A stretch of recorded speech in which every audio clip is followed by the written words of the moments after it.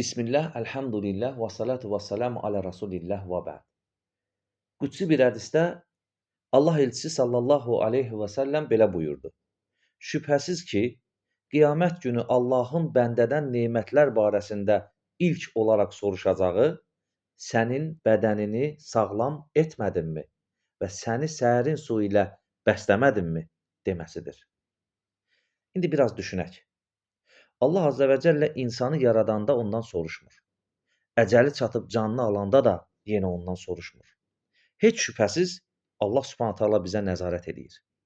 İndi bu müvəqqəti möhlət diyarında günəşin sahibinə, onun buyruqlarına arxa çevirərək yaşamaq insanın özünü həqiqi qaranlığa məhkum etməsi deyil də nədir?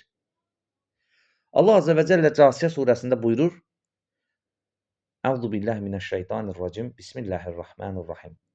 Əfərəaytə mən ittəxəzə iləhəhu həvəhu.